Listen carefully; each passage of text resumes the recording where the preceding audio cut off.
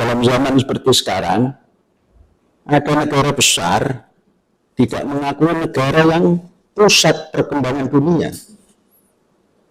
Perkembangan dunia itu pusatnya bukan di Amerika, bukan di Inggris, bukan di Australia, di Yerusalem.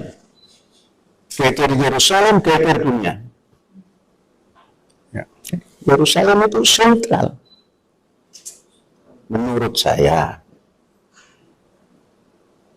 dari bacaan agama-agama yang ada, baik Yahudi, Nasrani, Islam, semua arahnya ke Yerusalem. Syekh, kami sudah dengar tadi khotbah sholat Id sangat menyentuh.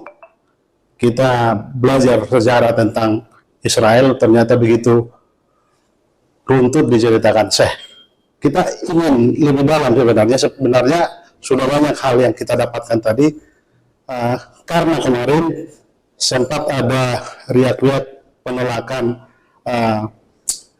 ini soal politik olahraga begitu. Ke depan harapan kita, Syekh, bagaimana hubungan kita Israel, lalu hubungan kita dengan Palestina juga, untuk kita menjadi jembatan membawa perdamaian begitu. Oh, sesungguhnya tidak ada yang sulit. Karena bangsa Indonesia sudah dibekali oleh preambul daripada Undang-Undang Dasar 1945. Tadi sudah disampaikan bahwa preambul ini sangat luar biasa. Tidak ada satu diktum pun yang memberikan batasan untuk tidak berhubungan dengan negara manapun, dengan kegiatan apapun. Tidak ada di situ yang membatasi harus berhubungan dengan negara yang bertuhan, atau larangan untuk berhubungan dengan negara yang tidak memiliki dasar ketuhanan. Yang ada adalah menciptakan dunia ini damai. Dan yang namanya penjajahan itu tidak ada di muka bumi. Itu kan pesan dasar. Kemudian prakteknya tidak bisa kita vakum. Makanya kita harus mengolah fikir sehingga menjadi bangsa yang cerdas. Nah, cerdas itu artinya bisa hidup secara umat antar bangsa. Nah, satu di antaranya contoh yang hari ini terjadi, dengan emosional menolak kehadiran bangsa Israel yang mempunyai hak untuk ikut bertanding dalam sebuah turnamen sepak bola internasional. Kemudian dengan serta-merta emosional ditolak hanya karena tidak mempunyai hubungan diplomatik. Dan hanya karena itu bangsa Israel. Semestinya dengan undang-undang dasar yang ada ini, bagi bangsa yang cerdas atau pimpinan negara yang cerdas, itu memanfaatkan semua itu. Dimanfaatkanlah kebuntuan-kebuntuan yang terjadi ini untuk menjadi jalan pembuka. Sekalipun orang mengatakan politik tidak boleh dicampurkan dengan olahraga, sesungguhnya pernyataan itu sudah pernyataan politik. Karena politik itu adalah sebuah cara untuk mencapai tujuan. Jadi ngomong seperti itu adalah ngomong politik. Nah, alangkah baiknya kalau sudah ngomong politik dalam olahraga, ia memanfaatkan olahraga itu. Pemain-pemainnya main di lapangan, tokoh-tokohnya main di meja, berunding. Bagaimana caranya? Kalaulah belum secara resmi, ya secara tidak resmi berunding bagaimana baiknya kita berhadapan dengan tetangga yang juga sudah merdeka. Sama halnya dengan Palestina, Israel sudah merdeka. Kita sudah mengakui kemerdekaan Palestina,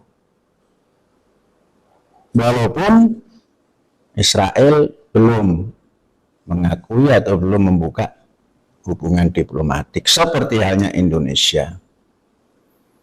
Nah, sesungguhnya dengan cara yang seperti kemarin, itu sangat menguntungkan, bukan hanya ekonomi itu bisa dibuat yang lain, tapi hubungan antar bangsanya itu yang lebih berharga di dunia ini. Tapi itu sudah terjadi, ditolak oleh unsur-unsur yang kupeh. Kalau dulu Bung Karno mengatakan Pak Harto itu kupeh, nah, hari ini orang-orang yang menolak itu termasuk yang dikatakan Bung Karno kupeh. Artinya keras kepala tanpa menggunakan isi kepala. Jadi itu sungguhnya kesempatan yang telah hilang itu. Bagaimana tanggapan Syekh begitu terjadi penolakan itu? Ada satu media di Israel, Jerusalem Post namanya, menyebut itu menunjukkan bahwa Indonesia masih termasuk negara terbelakang begitu karena menolak kehadiran dari tim sepak bola mereka. Ya, boleh-boleh saja berkomentar seperti itu. Namun kita jawab, Indonesia tidak terkebelakang. Mungkin orang yang hari ini tampil sebagai manajer-manajer negara ini yang terbelakang atau lambat berpikirnya. Bukan terbelakang. Kalau terbelakang itu nggak bisa maju, lambat berpikirnya. Kata anak-anak itu tell me gitu. Telat mikir. Jadi nggak terbelakang. Ya, kamu nggak mau dikatakan terbelakang gitu kan. Walaupun digeneralisir oleh orang-orang Israel, kalau kami tidak. Ini pimpinannya yang telat mikir. Tell me, telat mikir. Bagaimana Yerusalem, ibu kota yang menjadi rebutan? Tidak perlu direbutkan, ikuti aja ketetapan PBB yang pertama tahun 1947 itu. Adapun Yerusalem adalah kota internasional. Nah, itu kalau kita bangsa Indonesia bisa duduk bersama, Israel, Palestina, Indonesia, wakil Yerusalem, duduk bersama. Walaupun tidak serta-merta bisa diatasi, 2-3 merta bisa diatasi.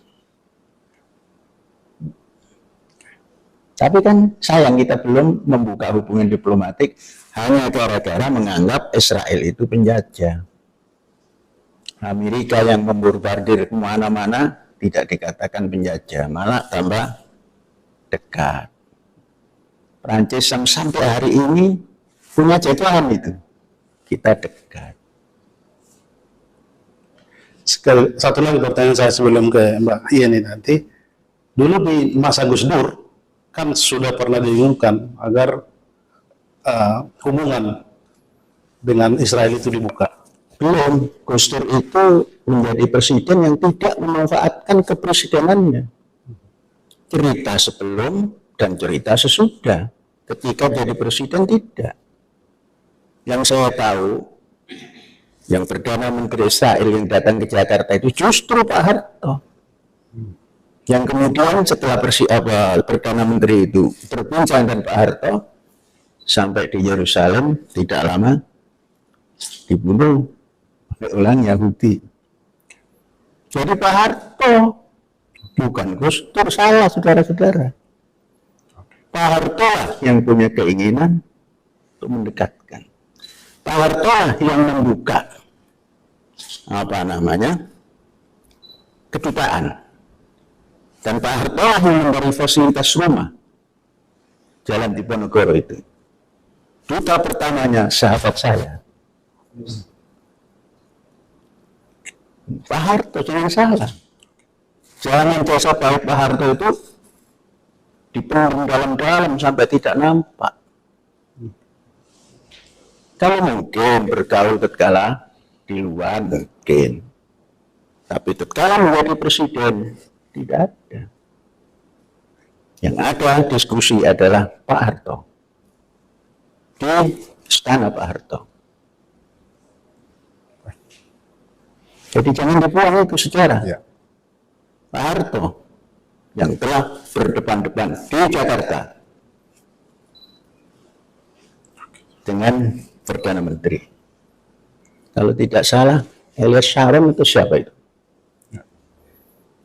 Perdana Menteri Israel.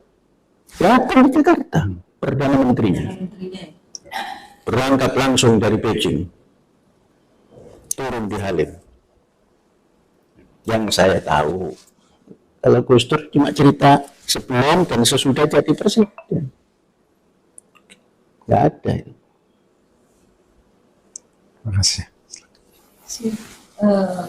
Saya ingin menegaskan kembali, tadi Syekh mengatakan bahwa apapun perkataan media-media luar, yang jelas Syekh sendiri menolak keras ya pernyataan itu bahwa Indonesia karena menolak tim Israel dalam olahraga ini dikatakan terbelakang tuh sama sekali nggak ya berarti ya? Saya tidak menolak, cuma tidak mau. Indonesia kita ini dikatakan negara terbelakang. Kalau pimpinannya boleh, pimpinannya telat mikir. Pimpinan kan banyak di sana. Telat mikir. Terus tidak memahami falsafah preambul itu. Bagi saya memahami falsafah preambul itu negara terbuka kita ini. Kepada yang ateis pun kita buka. Yang ateis tidak ada. Bagus. Baik, berikutnya adalah tadi terkait yang hubungan diplomatik yang sampai hari ini oleh pemerintah kita, pemerintah Indonesia dengan Israel itu belum terbuka.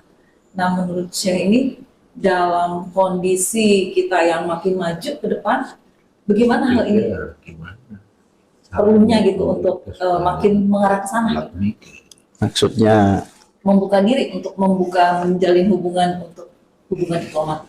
umpamanya bisa dilaksanakan itu oleh pemerintah yang sah. Seandainya tidak, kalau saya ada kesempatan saya akan bicara di Israel, walaupun tidak mewakili Indonesia, mewakili pribadi. Mungkin nanti diekspos. Setelah itu sampai ke Jakarta. Ya kan harus ditempuh itu. Tetap sangat lucu dalam zaman seperti sekarang ada negara besar tidak mengakui negara yang pusat perkembangan dunia. Perkembangan dunia itu pusatnya bukan di Amerika, bukan di Inggris, bukan di Australia, di Yerusalem. Geger Yerusalem, geger dunia. Ya. Yerusalem itu sentral. Menurut saya, dari bacaan agama-agama yang ada, baik Yahudi, Nasrani, Islam, semua arahnya ke Yerusalem. Jadi harus ditempuh. Kalau tidak negara atau pemerintah negara, ya person-person ini harus berusaha mendekat supaya cair. Nah itu, seperti itu. Tadi kami tangkap apa yang saya sampaikan bahwa peradaban kita sebenarnya sudah maju kalau menjawab apa yang disebutkan Jerusalem Post tadi. Tapi kita garis bawahi, saya tadi sebut pemimpin kita telah mikir begitu. Pertanyaannya bagaimana agar pemimpin kita tidak telak mikir? Indonesia jangan diatur partai. Partai itu hanya mengantarkan wakil-wakil rakyat. Perundingannya jangan partai, perundingannya rakyat. Di majelis permusyawaratan rakyat. Bukan di partai-partai. Bukan di apa itu yang kelompok-kelompok partai itu, koalisi-koalisi. Indonesia hari ini bukan diatur oleh majelis permusyawaratan rakyat. Rakyat tidak pernah bermusyawarah. Yang musyawarah itu pimpinan-pimpinan partai. Di dalam preambul dan di dalam undang-undang dasar tidak ada. Mengatur harus rakyat, bukan partai. Partai itu hanya menghantarkan wakil rakyat. Wakil rakyat itulah yang berunding. Begitu kan undang-undang dasar 45 yang dihancurkan itu? Artinya kalau kita menangkap, kita kembali ke era. Bukan kembali. Berlakukan itu majelis permusyawaratan rakyat itu nggak usah dikembalikan. Berlakukan. Yang gampang memberlakukan itu. Musyawarah lagi. Jangan kembali. Kalau kembali itu pulang balik nggak nyampe. Tapi faktanya sekarang partai-partai yang menentukan Jangan bilang faktanya. Fakta itu tidak semua baik, tidak semua buruk. Ayo. Masa rakyat hanya diwakili ketua partai? Oke. Harus wakil rakyat. Ketua partai bukan wakil rakyat. Ketua partai ya wakil partai. untuk menyembolikan ini sih, apa perlu reformasi atau Jangan dikembalikan, diberlakukan saja, gampang. bagaimana caranya saya? Maksudnya gimana itu? Untuk mengembalikan itu kan pasti harus ada kekuatan atau gerakan. Jangan pakai kekuatan. Kekuatan itu senjata. Jangan gerakan. Kalau gerakan itu revolusi. Kecerdikan, kecerdasan, dan dedikasi kita terhadap negara. Jangan sampai seperti sekarang. Tidak punya wakil rakyat yang berbicara atas nama rakyat. Semua pembicaraan itu dapat berapa? Jadi rakyat nggak dapat apa-apa. Mungkin gini sih, maksudnya mungkin lewat itu lobby yang dilakukan di tingkat atas. Untuk apa itu? Untuk maksudnya satu hubungan yang tadi rekan saya bilang Pak Hotman. Tapi maksudnya apakah ada satu upaya yang lebih lebih kelihatan yang nyata menurut saya gimana nih pemerintah nih yang lebih progres ketika kita sekarang kan di era yang sangat maju kan, hubungan dengan negara-negara lain yang begitu terbuka. Nah apa nih pemerintah sebenarnya kan ada timbangnya nih, itu timbang-timbangnya buka hubungan diplomatik atau enggak, ruginya untungnya apa. Nah sebenarnya seperti apa nih gitu yang langkah yang paling nyata gitu menurut saya gimana? Buka. Kalau ini dipikirkan nggak akan dibuka. Buka. Dan harus berani.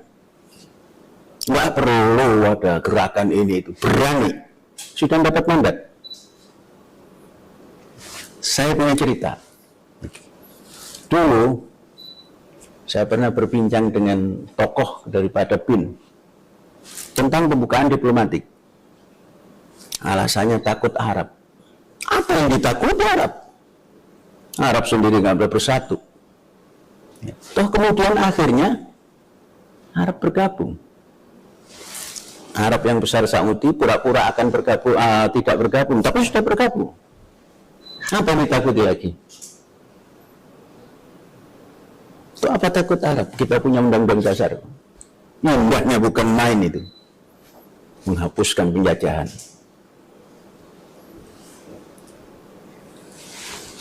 Harus berani.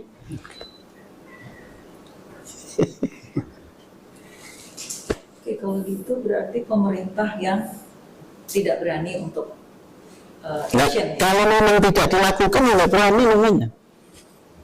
Jadi takut pada genderuwo yang tidak nampak. Tahu genderuwo itu? Ada bahasa tapi tidak ada realnya. Jadi berani. Maka tadi dinamakan telat mikir. Kalau sudah telat mikir, telat melangkah. Telat juga melangkahnya. Kalau sudah telat melangkahnya, tertinggal terus. Jangan-jangan besok ini Cina lagi yang mendamaikan. Katanya Cina negara komunis. Tapi kok kemanusiaannya di situ, kemanusiaan yang adil dan beradab, bisa mendamaikan. Jadi kita ini slogan-slogan saja itu, tidak punya keberanian. Atau itu mesti melalui satu proses melalui ketetapan, misalnya melalui lembaga di MPR, DPR, melalui satu. Oh iya itu pasti, itu namanya kan sistem bernegara. Iya, sistem bernegara harus begitu. Kita ini 77 tahun merdeka itu, 78 malah. Wah, ada lagi yang kata Bung Karno nggak boleh. Bung Karno sudah ada. Jangan-jangan kalau Bung Karno ada sudah dibukanya. Kan biasa gitu, menggambarkan begitu. Oh ini dulu Bung Karno dulu, Bung Karno sekarang boleh. Apa buktinya diwakili oleh Panji Gumilang? Iya, Panji Gumilang hari-hari baca pemikiran Bung Karno.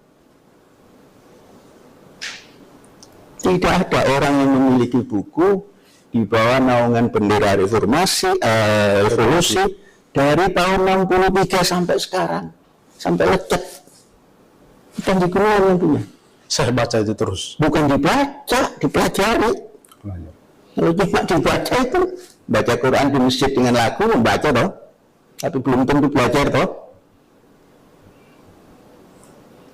Dan mungkin perbedaan di era Soekarno itu, kalau di zaman Soekarno kan kita masih 70 juta jiwa, sekarang 270 jiwa. Iya. Perbedaan suasana batinnya juga berbeda. Oh enggak, yang berbeda, Bung Karno belum punya klik sampai ke Israel. Dulu mau ke Israel itu iuran, bayar, ayo saya belikan tiket.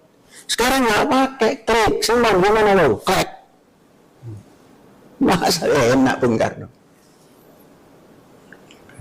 Jadi jangan dibawahkan dulu dan sekarang. Kalau sekarang ya Bung Karno duluan kalau masih hidup. Wah ini ambilkan handphone. Saya mau telepon. Titik-titik selesai. Ini pertanyaan terakhir dari saya. Tadi kalau Syekh bilang tidak perlu gerakan, tidak perlu kekuatan, pemimpin yang harus tercerahkan. Bagaimana merogoh hati mereka agar bukan partai-partai ini yang dalam kamus pelasnya mereka menjadi perwakilan rakyat, tapi benar-benar nurani mereka dipakai sebagai pemimpin, benar-benar memikirkan masyarakat negara ini ke depan. Ya itu kan mereka yang jadi ketua partai. Kita ini hanya memberikan sumbangsih pemikiran. Ya ajakan yang kita ajak. Ayo kita tampil sebagai bangsa yang go internasional dalam segala bidang. Maka pendidikannya harus dirubah, global education. Cara berpikir global, berilmu global. Jadi sentuhannya dari pendidikan. Oh ya. Kemudian solidaritinya global. Nah, sekarang solidaritas partai. Partainya partai lokal.